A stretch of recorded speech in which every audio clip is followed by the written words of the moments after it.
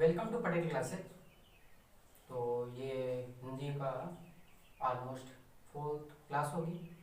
और अभी तक 3 क्लासों में लेके देखा था कि हिंदी भाषा के रूप में देखा था और हिंदी व्याकरण।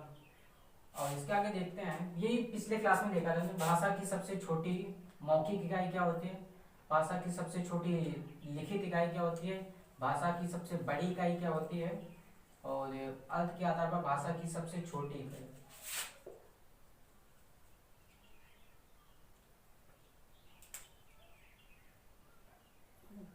तो सबसे छोटी इकाई क्या होती है और भाव या भावार्थ के आधार पर सबसे छोटी इकाई क्या होती है।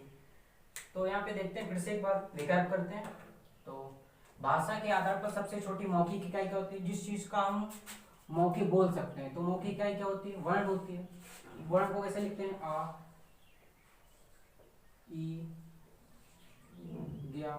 लेकिन ये क्या है, जब लिखित वर्णन कर देंगे, जब किसी चीज को हम लिख देंगे तब ये क्या हो जाएगी मौखिक, तब ये क्या हो जाएगी वर्ण बन जाएंगे। लेकिन सबसे छोटी मौखिक क्या इसने पूछा है, सबसे छोटी मौखिक क्या होती है। तो सबसे छोटी मौखिक क्या होती है, ध्वनि होती है। आ जो आवाज बोल रहे हैं वही होती है ध्वनि। इसके बाद क्या होता है, भाषा की सबसे छोटी लिखित इकाई, लिखित क्या इकाई क्या होती है, वर्ण। जैसे का खा गा जो होते हैं, का खा गा। इसके बाद देखते हैं भाषा की सबसे बड़ी इकाई क्या होती है। तो भाषा की सबसे बड़ी इकाई कहते हैं, पहले देखा था वर्ण, ध्वनि से वर्ण मिला, वर्ण से शब्द, शब्द से क्या होता है वाक्य। तो सबसे बड़ी इकाई क्या होती है, वाक्य होती है। अर्थ के आधार पर भाषा की सबसे छोटी इकाई, अर्थ के आधार पर भाषा की सबसे छोटी इकाई क्या होती है, जिस चीज का हम अर्थ निकाल सकते हैं। तो वर्ण का तो कोई अर्थ नहीं होता, का मतलब का, खा का मतलब खा, गा का मतलब गा। तो सबसे छोटी इकाई को जिस चीज का हम अर्थ निकाल सकते हैं, तो अर्थ किस चीज का निकाल सकते हैं, शब्द का। शब्द का कोई अर्थ होता है। जैसे हमने लिखा, ये क्या है मार्कर, तो मार्कर एक शब्द लिखा, तो इस चीज का कोई अर्थ होता है, मार्कर नाम की कोई चीज होती है। तो लिखा मार्कर, ये क्या लिखा है व्हाइट बोर्ड, तो ये है बोर्ड है। तो इस चीज से हमें पता चलता है इसका कोई अर्थ होता है, इस नाम की कोई चीज होती है। तो सबसे छोटी इकाई का जिस चीज का हम अर्थ निकाल सकते हैं क्या हो जाएगी शब्द। और भाव या भावार्थ के आधार पर जिस चीज का हम भाव निकाल सकते हैं,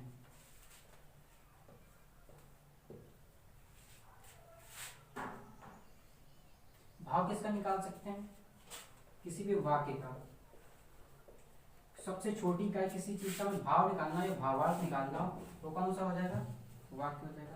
तो ये मैंने पिछली क्लास में देखा था और इसके आगे हम देखते हैं आज। तो इसके आगे हम देखते हैं व्याकरण, व्याकरण के कितने अंग होते हैं और उनके बारे में सीखते हैं। हिंदी व्याकरण में व्याकरण के कितने अंग होते हैं, तो हिंदी व्याकरण में देखते हैं व्याकरण के कितने अंग होते हैं। व्याकरण के 3 अंग होते हैं। कौन कौन से होते हैं,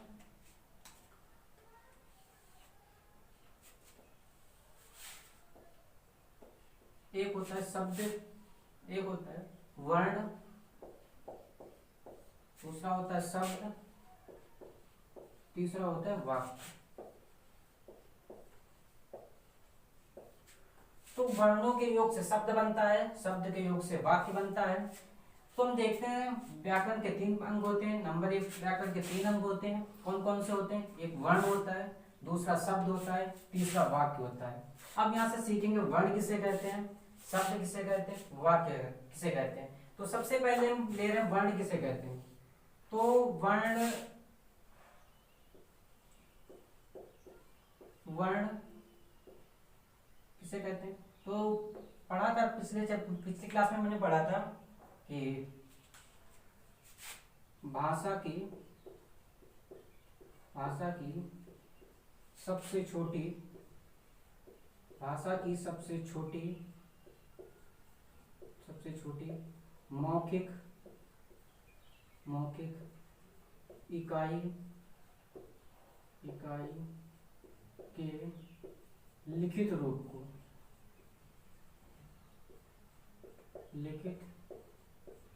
को वर्ण कहते हैं। तो भाषा की सबसे छोटी मौखिक इकाई के लिखित रूप को क्या कहते हैं, वर्ण कहते हैं। तो वर्ण क्या होता है, आ, का, जा। तो ये क्या हो गया, वर्ण। वर्णों के योग से शब्द बनता है, शब्द के योग से क्या बनता है, वाक्य बनता है। अब वर्ण के भी प्रकार होते हैं। तो वर्ण दो प्रकार के होते हैं। कौन कौन से, एक होता है स्वर, दूसरा कौन सा होता है, व्यंजन। तो यहां से देखते हैं वर्ण के प्रकार।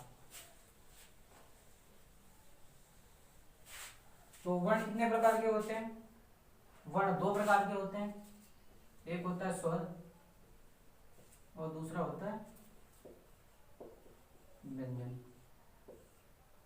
एक होता है स्वर, दूसरा होता है व्यंजन। वर्ण के दो पार्ट होते हैं, एक होता है स्वर, दूसरा होता है व्यंजन। अब यहां से डिफिनेशन ये बनेगी, स्वर किसे कहते हैं, दूसरा होता है व्यंजन किसे कहते हैं। तो स्वर वे होते हैं जो बिना किसी वर्ण की सहायता से बोले जाते हैं। स्वर किसे कहते हैं, जो बिना किसी वर्ण की सहायता से बोले जाते हैं उसे स्वर कहते हैं। व्यंजन उसे कहते हैं जिन्हें बोलने के लिए स्वर की सहायता लेनी पड़ती है। तो स्वर की डेफिनेशन क्या होगी, वे वर्ण जिन्हें बोलने के लिए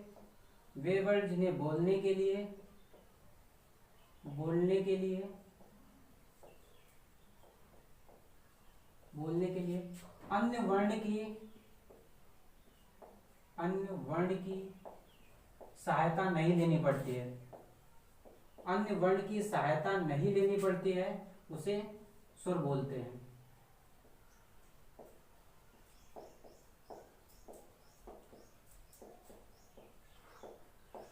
तो यहां से स्वर के डिफिनेशन क्या, वे वर्ण जिन्हें बोलने के लिए अन्य वर्ण की सहायता नहीं लेनी पड़ती है उसे स्वर कहते हैं। एक दूसरी भी डिफिनेशन होती है, उसे कहते हैं जिनका स्वतंत्र उच्चारण होता है, जिनका स्वतंत्र उच्चारण होता है,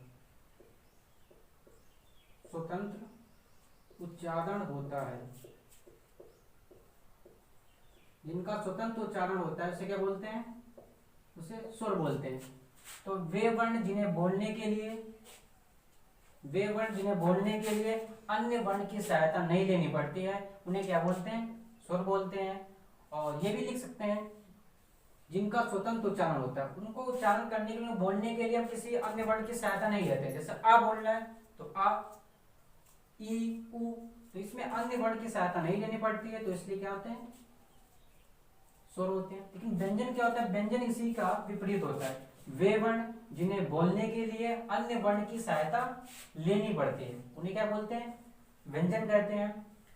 जिनका स्वतंत्र उच्चारण नहीं होता है उसे क्या बोलते हैं, व्यंजन बोलते हैं। तो यहाँ से दोनों की डेफिनेशन इसी से देखते हैं कि स्वर किसे कहते हैं, वे वर्ण जिन्हें बोलने के लिए अन्य वर्ण की सहायता नहीं लेनी पड़ती है उन्हें स्वर कहते हैं। और व्यंजन उसे कहते हैं जिनका स्वतंत्र उच्चारण नहीं होता है उसे क्या बोलते हैं, व्यंजन कहते हैं। वे वर्ण जिन्हें बोलने के लिए अन्य वर्ण की सहायता नहीं लेनी पड़ती है उसे स्वर बोलेंगे, सहायता लेनी पड़ेगी तो उसे क्या बोलेंगे, व्यंजन बोलेंगे। अब यहां देखते हैं स्वर के कितने टाइप होते हैं।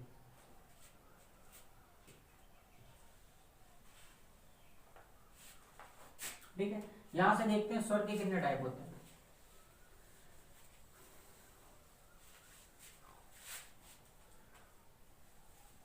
स्वरों के प्रकार को देखते हैं, स्वर कितने टाइप के होते हैं।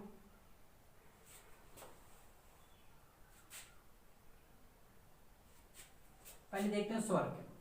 तो देखा था, स्वर की डेफिनेशन देखी थी, वे वर्ण जिन्हें बोलने के लिए अन्य वर्ण की सहायता नहीं लेनी पड़ती है उसे स्वर बोलते हैं। वे वर्ण जो स्वतंत्र उच्चारित होते हैं उन्हें क्या बोलते हैं, स्वर बोलते हैं। अब सबसे पहले देखते हैं कि हिंदी भाषा में, तो हिंदी भाषा है, हिंदी भाषा में स्वरों की संख्या है कितनी, हिंदी भाषा में स्वरों की संख्या कितनी है,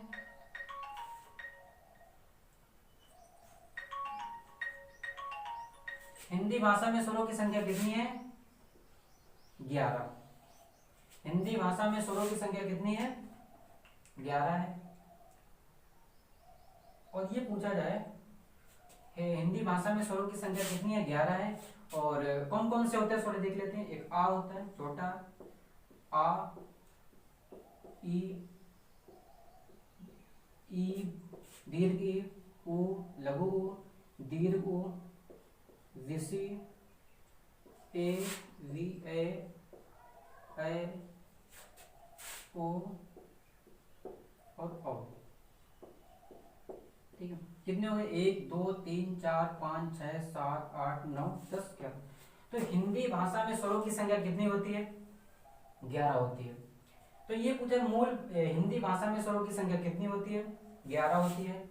और ये पूछा है कि मूल भाषा में स्वरों की संख्या कितनी होती है?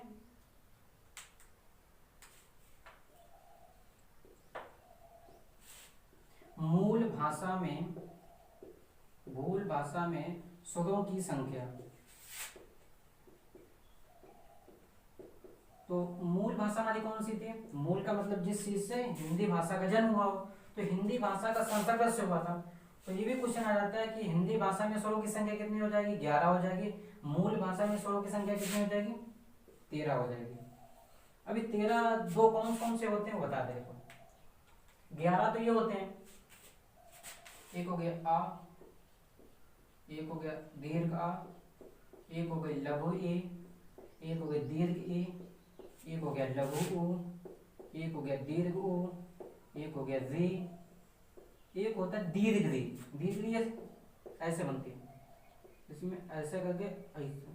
ठीक है, ये दीर्घ री होती है। एक ए होता है, एक ए होता है, और ये ओ होता है, और आ होता है, एक होता है ले होता है। तो पूछे मूल भाषा में स्वरों की संख्या कितनी होती है? 13 होती है। और ये कौन कौन से स्वर होते हैं? ये होते हैं। तो यही मूल भाषा या संस्कृत पूछा जाए तो संस्कृत में स्वरों की संख्या कितनी होती है? 13 होती है। हिंदी भाषा में स्वरों की संख्या कितनी होती है? 11 होती है। अब यहां पे देखा, ये दो स्वर जो हैं, एक हो गया रे, अब एक हो गया दीर्घ रे। ये दोनों स्वर हिंदी भाषा में नहीं है। ये दोनों स्वर कौन से? ये दोनों संस्कृत भाषा में है। संस्कृत भाषा से हिंदी भाषा में नहीं आए हैं। ये दोनों स्वर संस्कृत भाषा में है, ये हिंदी भाषा में नहीं आए हैं। और हिंदी भाषा में स्वरों की संख्या 11 है। संस्कृत या मूल भाषा में स्वरों की संख्या कितनी है? 13 है। लेकिन आपने वर्ड सुने होंगे, एक होता है अंग, एक होता है आ। ये क्या है? अभी तक हमने पढ़े थे ये भी स्वर होते हैं। तो ये क्या होते हैं? तो अब देखते हैं ये क्या होते हैं। तो अभी तक तुमने देखा स्वर, वर्ण कितने प्रकार के होते हैं? वर्ण 2 प्रकार के होते हैं। एक था स्वर, दूसरा था व्यंजन। स्वर किसे कहते हैं?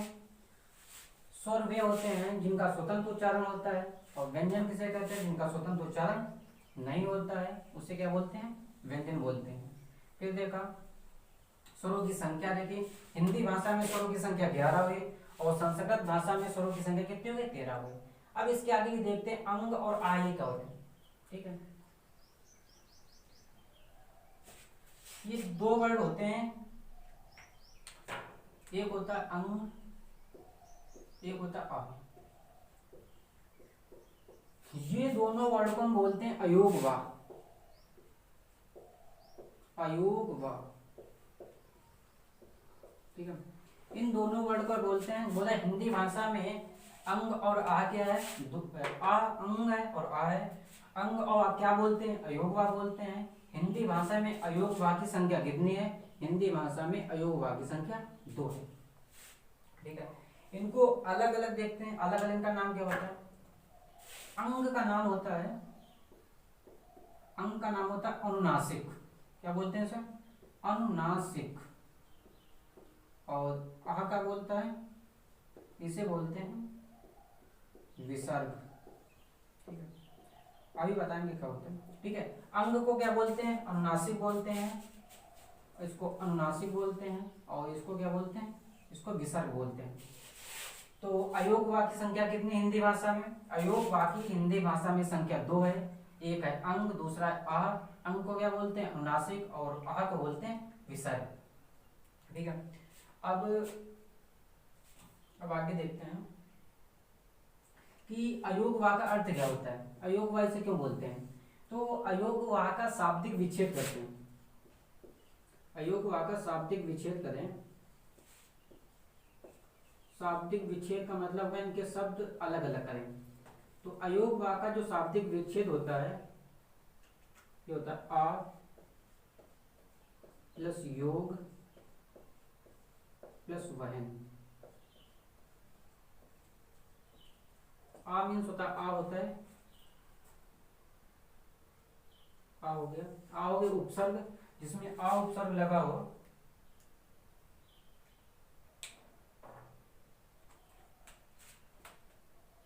जिसमें आ उपसर्ग लगा से उसका अर्थ होता नहीं। और योग का मीन तो जुड़ना, और वहन का मतलब होता है जो किसी से ना, वहन ना, जो किसी से मिल ना पाए। ठीक है, तो अयोग वाक का अर्थ होता है जो वे वर्ण जो व्यंजनों के साथ में वहन नहीं होते हैं। अयोग वाक का शाब्दिक अर्थ इसका हो जाएगा, शाब्दिक विच्छेद होता है आ प्लस योग प्लस वहन। इसका शाब्दिक अर्थ ही होगा वे वर्ण जिनका, वे वर्ण जिनका जिनका व्यंजन के साथ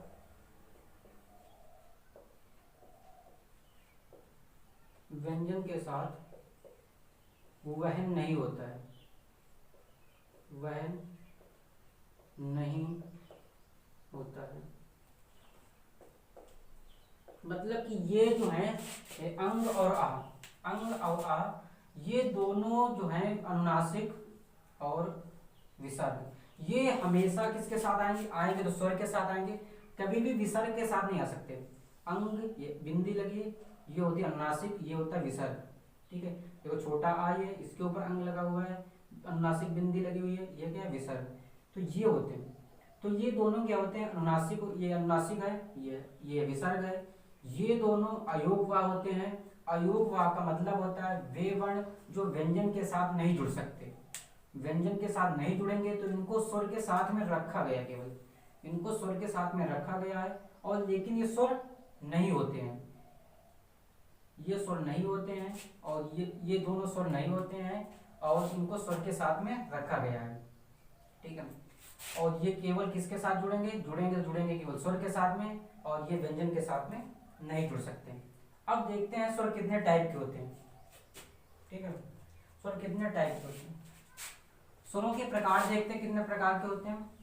और अभी तक जो मैंने सीखा कि अयोग वाक कौन कौन सा होता है। अयोग वाक दो वर्ण होते हैं, एक होता है अंग, दूसरा होता है आ। दोनों का अलग अलग अर्थ होता है, एक होता है अनुनासिक, दूसरा होता है विसर्ग। अयोग वाक का अर्थ होता है वे वर्ण जो व्यंजन के साथ में वहन नहीं हो सकते, उसे अयोग वाक बोलते हैं। तो स्वरों के प्रकार देखते हैं। ठीक है, स्वरों के प्रकार, स्वर के प्रकार। तो उच्चारण के आधार पर देखते हैं। नंबर 1 देखते हैं उच्चारण या मात्रा के आधार पर। उच्चारण या मात्रा के आधार पर,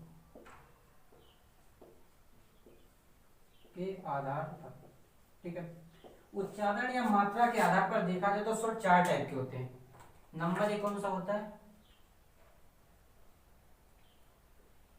एक होता है ह्रस्व स्वर, ह्रस्व स्वर।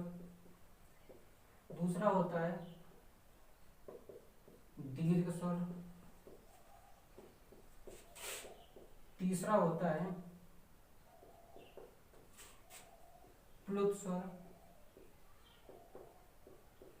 और चौथा होता है संयुक्त स्वर। कौन कौन से होते हैं, संयुक्त स्वर। तो उस स्वर के प्रकार देखते हैं, उच्चारण या मात्रा के आधार पर देखते हैं। तो एक होता है ह्रस्व स्वर, और दूसरा होता है, एक होता है ह्रस्व स्वर, दूसरा होता है दीर्घ स्वर, तीसरा होता है प्लुत स्वर, और चौथा होता है संयुक्त स्वर। अब इनकी संख्या देखते हैं कितनी होती है। ह्रस्व स्वर की संख्या कितनी होती है, 4 होती है। ठीक है, दीर्घ स्वर की संख्या कितनी हो गई, 7 हो गई। प्लुत स्वर की संख्या कितनी हो गई, अभी बता रहे हैं। और संयुक्त स्वर कितने होते हैं बता। ठीक है, तो ह्रस्व स्वर क्या होते हैं, ह्रस्व स्वर उसे बोलते हैं जिसकी एक मात्रा हो, जिसकी इसकी संख्या 4 होती है, इसे ये भी बोलते हैं एक मात्रिक स्वर भी बोलते हैं। एक मात्रिक स्वर, एक मात्रिक स्वर भी बोलते हैं। इनकी संख्या 4 होती है। ये होते कौन कौन से हैं, तो एक होता है लघु आ, एक लघु ई, एक होता है लघु उ, एक होता है ली।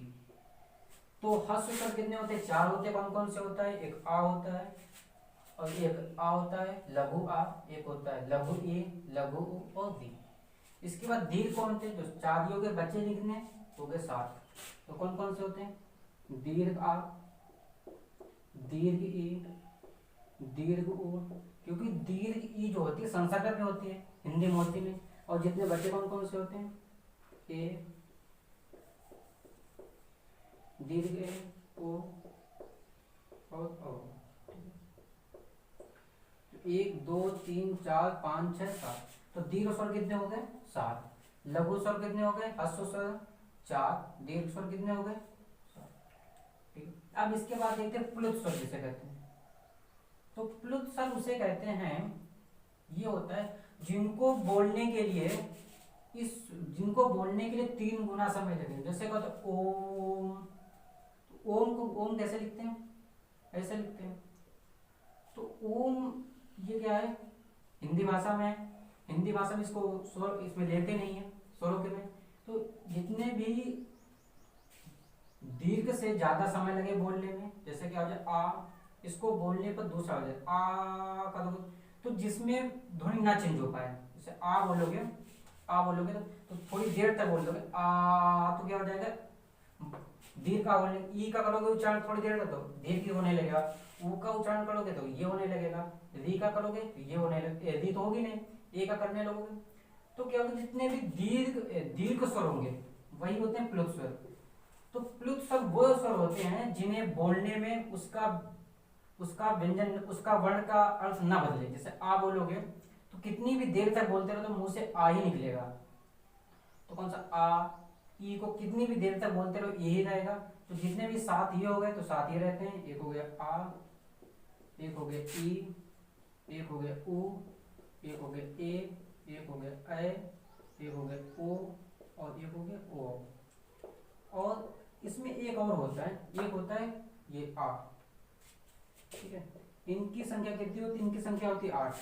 इनकी संख्या कितनी होती है? 8। और जो संयुक्त स्वर होते हैं इनकी संख्या कितनी होती है? जो 2 वर्णों के संयोग से बनते हो, तो इनकी संख्या भी 4 होती है। कौन कौन से होते हैं? एक होता है ए, ओ और ओ।